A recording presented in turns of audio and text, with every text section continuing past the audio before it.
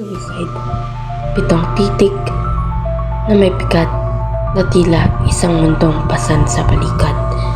At salitang ito ay hindi lamang nangunguhulugan ng kamatayan, kundi sumasalamin din sa bating. Ang video na ito ay katang-isip lamang. Anumang pagkakahawig sa totoong tao, lugar o pangyayari ay nagkataon lamang na hindi sinasadya. Ang mga karakter, kwento at pangyayari ay likha ng imahinasyon para sa layunin ng aliw at impormasyon.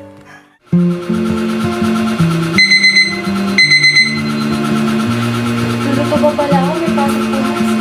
Amara, mamaya tumisig ka na ba? Amara, anak! Gising na! May pasok ka pa! Hoy, Nay! Babangon na!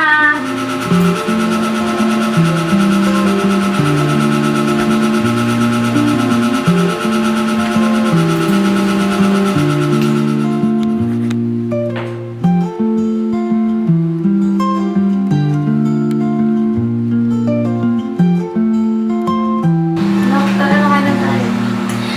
Sarap naman ang ulam natin, Nay. Lagi na.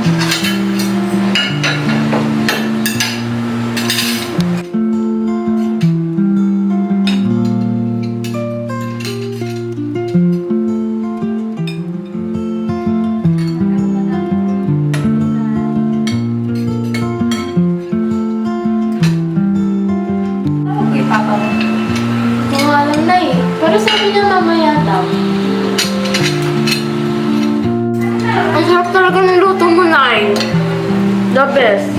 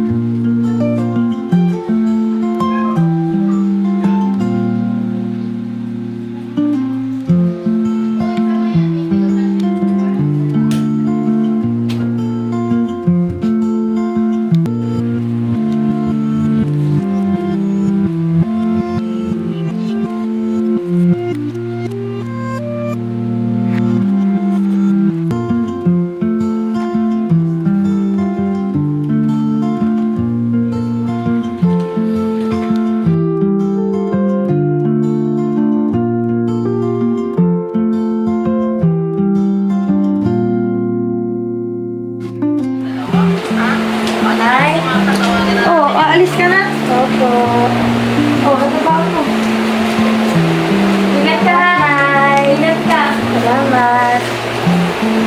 Update mo ako na ka. Okay pa.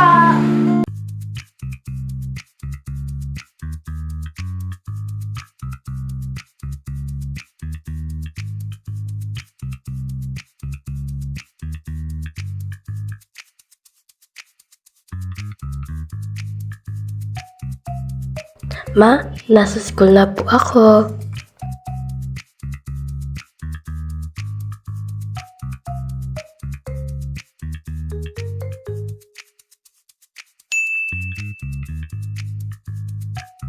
Sige anak, ingat ka. Susunduin kita mamaya. Love you. Ang sweet naman ni Mama. Ano kayang nakain niya? Bakit niya ako susunduin mamaya? Baka miss na ako ni Mama.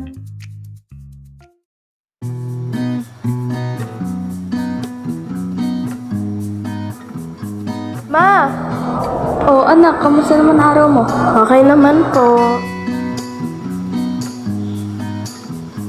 Madami ba kayong ginawa anak?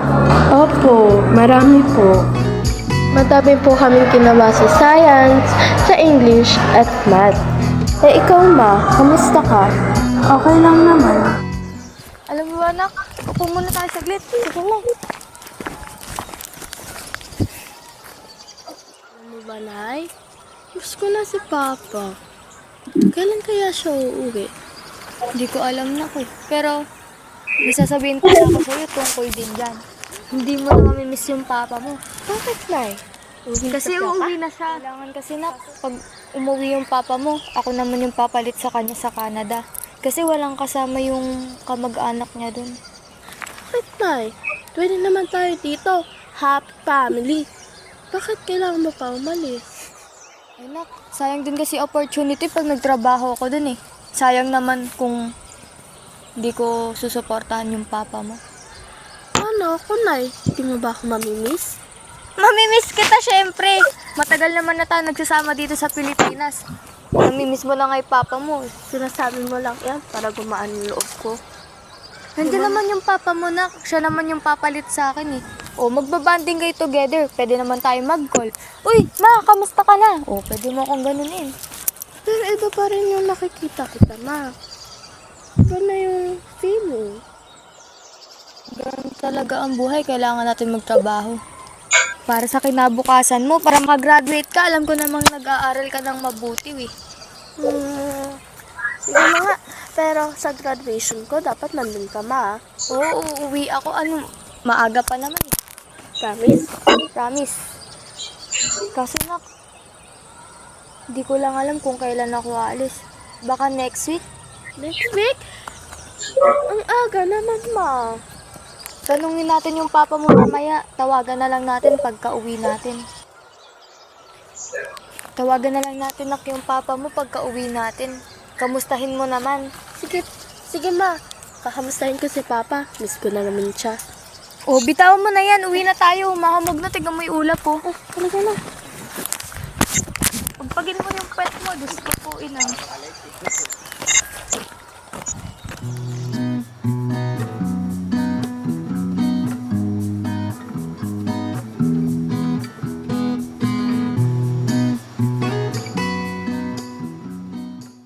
Problems started to occur in Amara's life.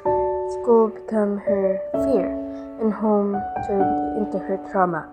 It was ruining her mental health, which led to issues at school and at home.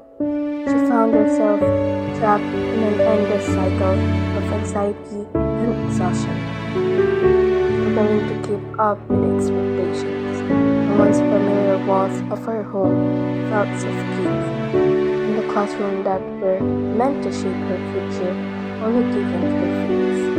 One each day became a battle, and she wondered if she would ever find a way out until... Ang hirap bumangon sa paulit-ulit na laban. Tumipipikit ako. May takot na baka di ko na kayanin pa bukas. Mga papel na puno ng marka, ngunit wala ang halaga. Mga araw na pilit ko nilulunok, pero ako'y hindi naman nauunawaan. Sa bawat pahina ng libro, parang pasan ko ang mundo. Sa bawat tanaw na ibinabato, parang ako'y lalong lumulubog. Hindi ko na alam kung alin ang mas mabigat, ang mga leksyon sa paaralan o ang mga sugat na iniwan ng tahanan. Gusto kong sumigaw, gusto kong humingi ng saklolo, pero sino ba ang makikinig kung lahat sila'y abala? Sabi nila, laban lang, kaya mo yan. Pero kailan? Hanggang kailan magpapanggap na kaya pa, kahit durog na durog na? Pagod na akong mag-aral, pagod na akong umasa, pagod na akong maging anak na kailangan perpekto sa mata ng iba.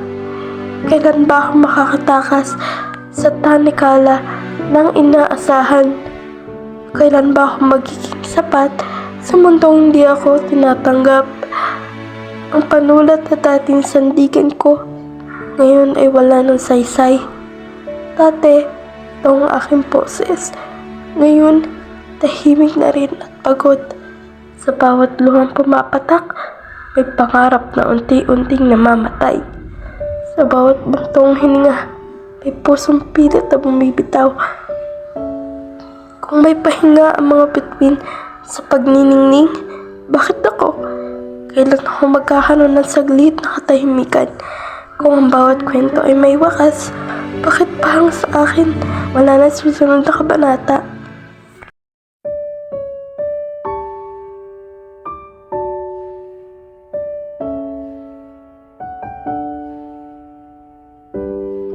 Pumapag pa ang grado ni Amanda. Kung magpapatuloy po ito, baka umuna na siya ng scholarship. Kaya hindi ka nag-highest. Puro nakulat siya. Puro kaibigan ang iniintindi mo. At yung achiever, ngayon, baba na ng grades. Kawawa naman. Wala ka ng kwenta. Mabibo ka kasi at sip-sip sa mga teacher. Kaya ka nag-honors din. Ngayon, namanarap pa ka sa'yo ang mga tao at didepressive-depressive ka dyan. Essential loser na. Ano itong grades na to? Bakit bumaba? Sabi mo nag-highest ka. Anong nangyari? Kakasama ka sa mga kaibigan mo. Wala ka na kung kwenta. Ito na nga lang isusukulan mo sa paghihirap namin ng mama mo. Hindi mo ito magawa.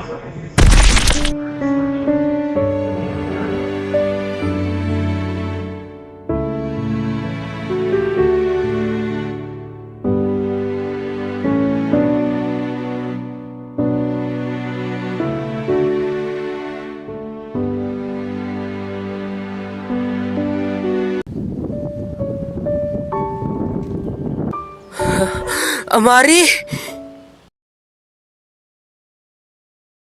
Ding sakit, pagod at kawalan ng pag-asa. Maraming tao ang humahantong sa ganitong desisyon dahil sa hindi na nila matagpuan ang liwanag sa gitna ng dilim.